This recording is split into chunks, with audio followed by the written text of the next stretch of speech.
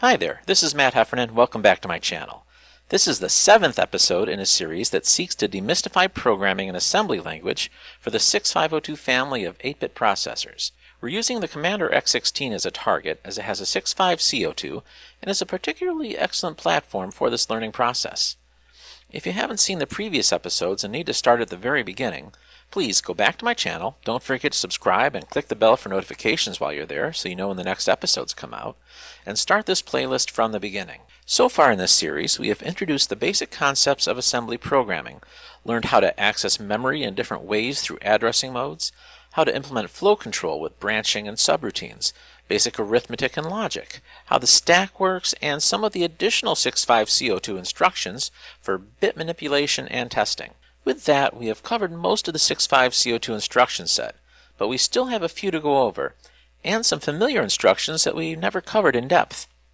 At the end of the episode, and having gone through the whole series at that point, you should be familiar with the complete instruction set. This means that later episodes are going to be more about programming methodology and specifics for the Commander X16 software and hardware environment. But first, let's go back and visit some old friends. The very first instruction we saw in this series was LDA, or Load Accumulator, but we never explored it fully. Of course, it simply loads a value into the accumulator, also known as the A register, and that value will come from memory using one of the available addressing modes. As LDA is one of the most important instructions, it uses a very large number of modes, starting with immediate, where the value loaded will be in line with the code. Otherwise, the value will be referenced by an address in one of the ways you can see here. Like with any other instruction, the more complicated the addressing mode, the longer the instruction will take to execute.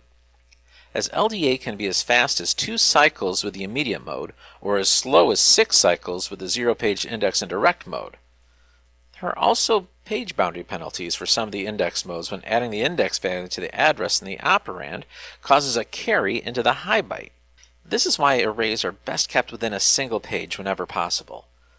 For the 65CO2, the zero-page indirect mode was added to LDA, bringing its total number of modes to 9, the most of any instruction in this set. Also of note is that LDA will set the N flag if the loaded value has bit 7 set, indicating it could be interpreted as negative, and the Z bit will be set if A is now 0. Right on the heels of LDA is STA, or Store Accumulator. Of course, this stores the value in A to an address in memory, which is presumably writable. STA will just fail silently if the referenced address isn't writable. It has all the same addressing modes as LDA, except for immediate, of course, as you can't store a value to another value. The indirect zero-page mode was also added to STA for the 65CO2. The cycle count for STA ranges from 3 for zero-page mode all the way up to 6 for indirect index modes, but in this case there is no page boundary penalty for any modes. Also, STA will never change any status bits. The LDX and LDY instructions aren't new either, and we've used both to load values in the X and Y index registers in many of our examples. However, they don't have as many available addressing modes as LDA. Neither support any indirect addressing, and the only indexing they support are with the index registers they aren't loading. So you can index with X to load Y, and vice versa, but you can't index with X to load X or with Y to load Y, which is probably for the best. What we haven't seen as much are the instructions to store X and Y, which are STX and XTY, respectively. These will store the value in X or Y to a memory location, just like STA. Unlike STA, however, there are only 3 addressing modes available for each of them. Absolute addresses can't be indexed, only zero-page, and again only with the other index register and no indirect addressing at all. A new instruction for the 65CO2 is called STZ, but that doesn't mean there's a new index register named Z. It simply means store 0 to a memory location, which comes in very handy and removes the need to load a register with 0 prior to zeroing out any memory. It supports 4 addressing modes, which exclude any indexing with Y or any kind of indirect mode. But that's it for all the load and store instructions in the 65CO2, but we should probably run through a few related instructions. We've seen a few of the transfer instructions before, and they come in very handy for a number of reasons. First, they are all implied opcodes with no operands, meaning they consist of only their 3-letter mnemonic in assembly and only their opcode byte in machine code. Second, they are all very fast compared to equivalent load and store pairs, each only taking 2 cycles to execute. And finally, this speed is largely due to the fact that they don't have any effect on memory and don't require use of the stack or any RAM to temporarily store the value being transferred. You can transfer between A and X or Y going in either direction, but you can't transfer directly between X and Y. And we have covered the TSX and TXS instructions in the stack lesson, and how useful and dangerous they can be. We've seen a few of the instructions that can set or clear status bits, so let's take a look at the whole list now. We saw the ones that are used for the branching bits before, with CLV clearing the V or overflow bit, and CLC and SEC for clearing and setting the carry bit, which is also required for doing arithmetic. But there are 2 other pair that we haven't seen yet for the status bits that we haven't really talked about yet. The decimal or D bit is used to activate the binary coded decimal or BCD mode. We are going to talk about that more when we devote a lesson to more advanced math methods.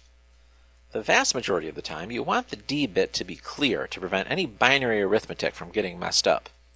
That's why for most 6502 platforms you will see a CLD as part of the initialization code. The other bit is I for interrupt. If that bit is set with an SEI, the processor will not allow any interrupts to the regular program until the bit is cleared with a CLI.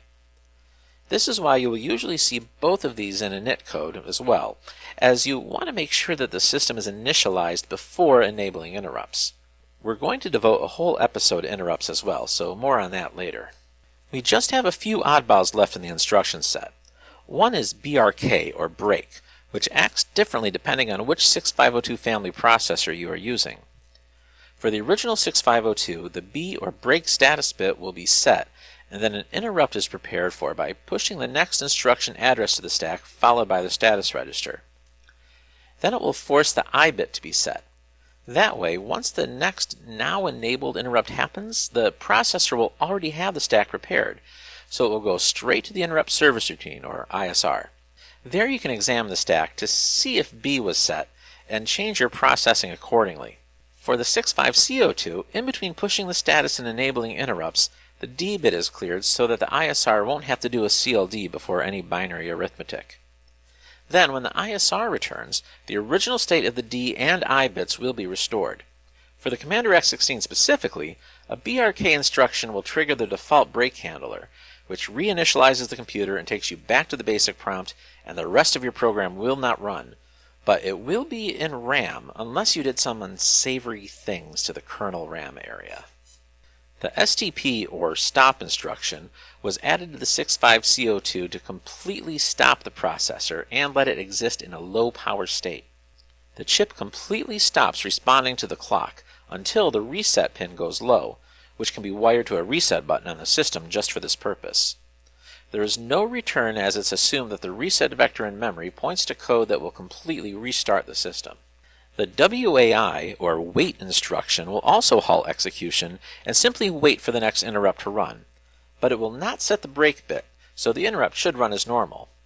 This was also added to the 65C02 and is very useful as an alternative to a busy wait to check interrupt flags. We'll see more from this one when we start playing with interrupts in a later episode. The final instruction we are going to cover is one we have seen in passing, NOP, which stands for no operation, but is usually pronounced no-op, despite the mnemonic only having one O.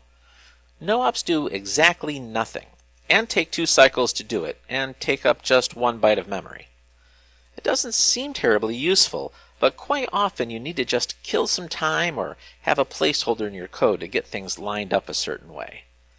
The official opcode for no-op is hex EA, but basically any unused opcode is effectively a no-op. If the 65C02 sees an undefined opcode, it will process it as a no-op and continue on, but it may not interpret it as a single byte no-op in every case. Some opcodes are reserved for some undefined future use, and in those cases, they are expected to be followed by a 1 or 2 byte operand. Of course, that operand will be ignored, as no actual operation is happening, but the program counter will advance past that operand all the same, and because of the operands, the execution of the instruction will take longer as well.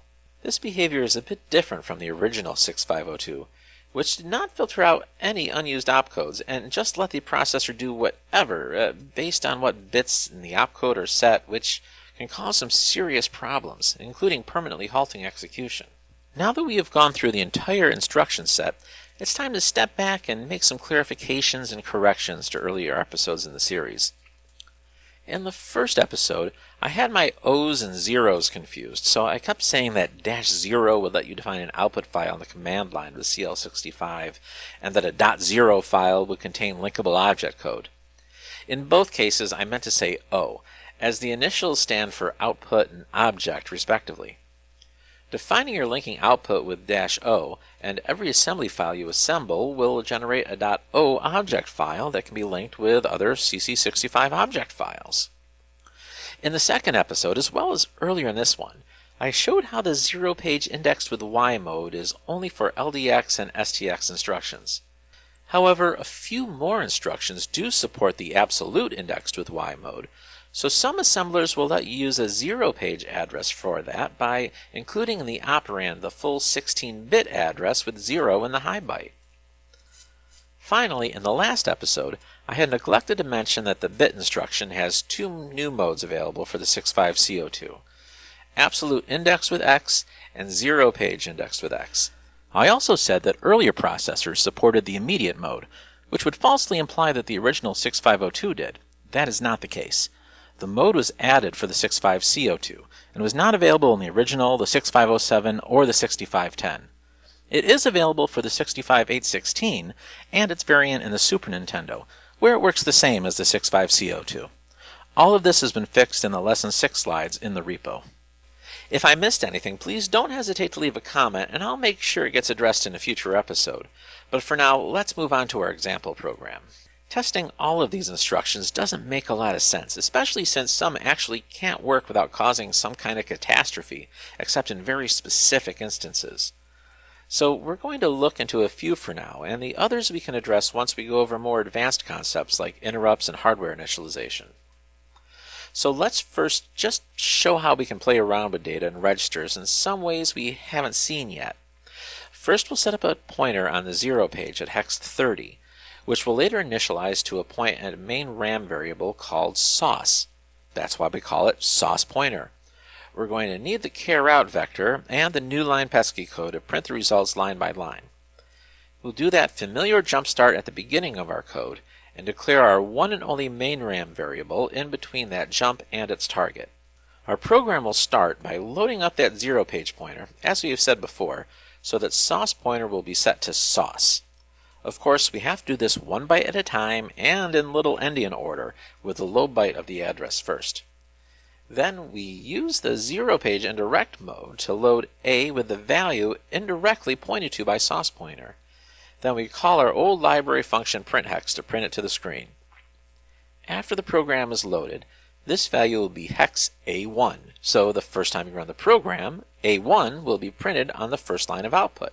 Then we print a new line by loading the character code to the X register, where it will stay for the rest of the program for quick access. We do a transfer of X to A so that a call to care-out can finally print it and move the cursor to the beginning of the next line. Next, we use a STZ to zero out the sauce variable in main RAM. If you were to run this program a second time without reloading it, it will stay zeroed out. That's a good thing to remember when you want a program that is rerunnable. Don't depend on the default load values you specified in your code. You will need to initialize variables explicitly at runtime if they are subject to change. Anyway, we're going to load that 0 into Y where we can use it a couple of times. First, we transfer it to A to print out the 0, which will be as a double 0 with a call to print hex. Then we print another new line quickly thanks to still being an X. After that, we want to zero out all the bits in the status register. We do that by pushing Y to the stack, then pulling that 0 value back into the status bits with a PLP. If you were to set a breakpoint in the program here, you'd see that every status bit is clear in the debugger, but then after you try to push the status back to the stack with a PHP, it won't be pushing 0. In fact, it will be pushing hex 30. But why? Well, the short answer is that the status register isn't actually 8 bits. As we have seen before, PHP always sets bits 5 and 4 as they aren't stored in the status register, which is really only 6 bits. Of course, bit 5 is unused, but bit 4 is the break bit, B. That is a special case as it is tied to hardware interrupts, so it can't really be read directly, only set by pulling from the stack. So when we pull the status back into A, it looks like the B bit is set, but it's actually clear at this point because we pulled that 0 into the status earlier and nothing has happened to change that yet. So we'll print out that 30 and move on to the next line. Now let's flip some bits we have some more control over. We go into decimal mode with SED, setting the D bit before the status is pushed to the stack. We go right ahead and clear D to prevent any math weirdness later, then pull that status back into A to print. That push status should now have the D bit set as bit 3, so we would expect print hex to print 38 to reflect that short-lived foray into decimal mode. Then we do an SEI to set the I bit in the status and push it again, and again quickly do a CLI to re-enable interrupts to make sure things like screen refreshes can happen. But the value we then pull off the stack will have bit 2 set, indicating the I bit was set to disable interrupts, so we should see 34 printed out. Then after one more new line, still in the X the whole time, we can return to the basic prompt and see our output. So that's it. Let's open up our text editor. This should be getting pretty familiar by now. We have the segment preamble, the code we just wrote, and then the print hex and print hex digit subroutines we wrote a while ago and keep reusing. I put a build script right here in the lesson 7 subdirectory, which will assemble rest.asm into rest.prg, which we can load up in the emulator. First, let's go into the terminal and run the build script. And then we'll run the X16 emulator. And we'll maximize that so we can see it a bit better. Let's load rest.prg and run it. And there we go. We get the expected sequence of A1 for the initial value, then 0 for after the STZ, then 30 for our clear status, 38 for D set, and 34 for I set. And that wraps it up for this lesson. This was a pretty short one, but I think it's important that we get the whole instruction set out of the way before we get any further. And we have a lot further to go. We're going to go over how to implement common algorithms, work with interrupts, banked memory, file I/O, and how to use all the fun graphics and sound hardware in the Commander X16. If you don't want to miss any episodes in the future, make sure you subscribe to my channel and click the bell to get notified when they come out. If you think my list of Errata and Corrections was way too short, please feel free to list any shortcomings you think I missed. The better the engagement with the series, the better the content can get, so please comment and like or dislike. Either way, it lets me know how these episodes are getting received and really helps us all out. If you can't wait for the videos to go public, become a patron and get access to new videos as soon as possible, just like the folks you see here did on my Patreon page, which you'll find linked in the description along with a GitHub repo containing all the materials for this tutorial series. Thanks for watching, and I hope to see you again soon. Bye-bye!